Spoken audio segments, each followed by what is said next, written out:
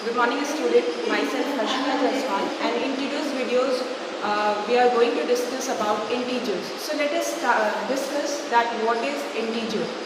I think you might have studied about integers in your previous classes, that what is integer and what are the uses of integer. You have studied. So let us discuss integer. All counting numbers 0 and negative of counting numbers called integers. Also we can say the numbers that can be represented on a number line is known as integer. It may be positive or negative. Like as integers are of two types, the positive integer and the negative integer. Positive integer, any number which has the positive sign, and in the negative integer, any number which has the negative sign. Now the next topic is various types of number. The first kind of number is natural number and the second kind of number is whole number. So let us discuss that what is a natural number. In natural number, we say all counting numbers are called natural number. Like as whenever we do counting from 1, 2, 3 till infinity or till 100, so it is considered as natural number. When we will discuss about whole number, then in whole number, all natural number including 0 means the basic difference between the natural number and the whole number is only 0. Whole number consists 0 in it, whereas natural number starts from the 1, 2, 3, 4, etc. and etc. is considered as natural number, and when we include 0 in it, it will be whole number.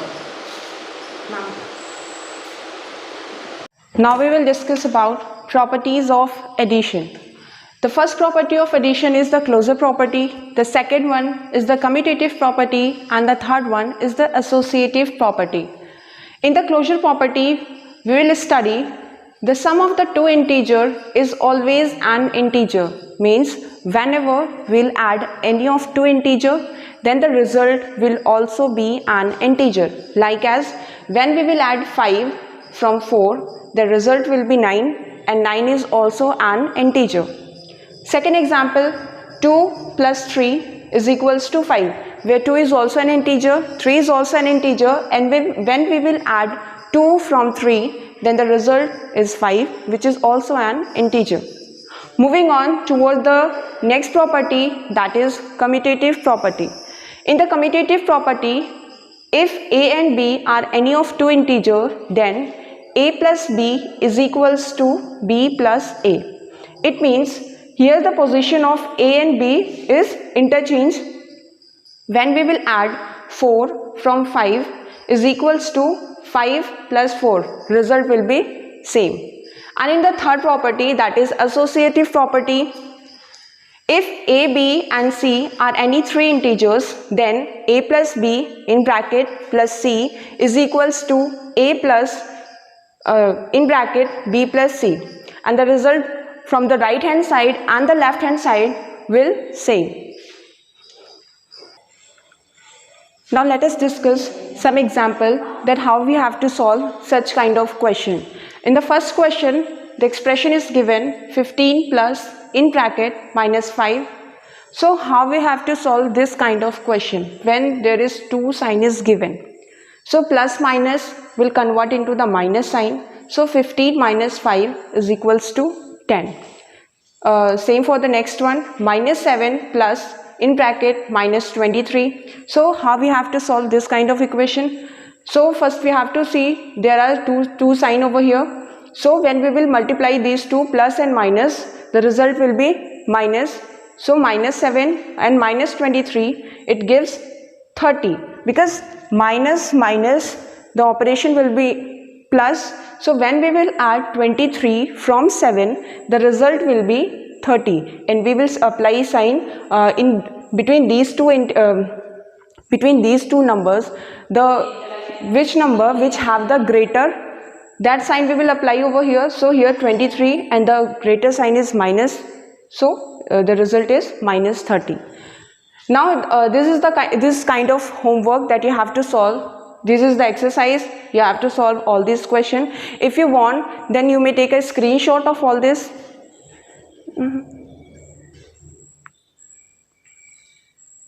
हो गया. Our next topic is properties of multiplication. As we have studied about the properties of addition, like as we will study about the properties of multiplication. So this is also same as addition one. Like here also the closure property, the commutative property and the associative property. But how we have to apply this? Now have a look. In the closure property, the product of any of two integer, it means when we will multiply 2 from 3. Here 2 is also an integer, 3 is also an integer. When we will multiply 2 from 3, it means 2 into 3, 2 3s are, that is 6. So 6 is also an integer. Here is the minus sign, where minus 5 is also an integer, because minus sign is minus 5 can be represented on a number line. So minus 5 multiplied by 2, that is 5 2s are 10 and minus will be placed. So minus 10 is also an integer. The next property is the commutative property. In commutative property, for any two integers like as a and b, we have equation that is a multiplied by b is equals to b multiplied by a. It means when we will multiply 2 from 4, or you can say 2 4s are, that is also 8, and 4 2s are is also 8. Second example we may take like 3 into 6. So 3 6s are 18 and 6 3s are 18. Now the next one is associative property. It is also like as the addition one. For any of integers given as a, b and c, a and b multiplied by each other in one bracket multiplied by c is equals to a into b into c. Okay. Now I think this is the last topic of integer, also a very most important topic from the integer chapter. The additive inverse, also the multiplicative inverse. Many of the students get confused between these two. That's why I have mentioned both of here at the same time. So let us study that what is the additive inverse. In the additive inverse, for any integer a, we have this is the kind of, you can say, the basic formula. On behalf of this, we have to solve all the equation. A plus in bracket minus a is equals to 0. Let us understand this with the help of an example. Suppose 4 is given and it is asking the additive inverse of 4. So how you will solve? The additive inverse of 4 is minus 4. How you have to prove this? 4 plus in bracket minus 4 is equals to 0.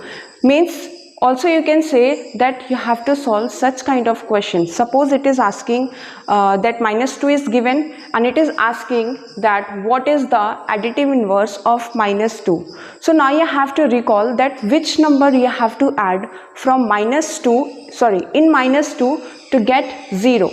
Okay, you have to make the concept that whatever the equation or whatever the number is given, you just have to any number to get 0. Suppose minus 4 is given, so what we will add in minus 4 to result 0, that will be plus 4. So this is the two example. Suppose if 4 is given, when we will add minus 4 in 4, the result will be 0. So the additive inverse of 4 is minus 4. Same for the minus sign. If minus 6 is given, then what we will add in minus 6? We will add plus 6. So this will be 0 and the result is plus 6.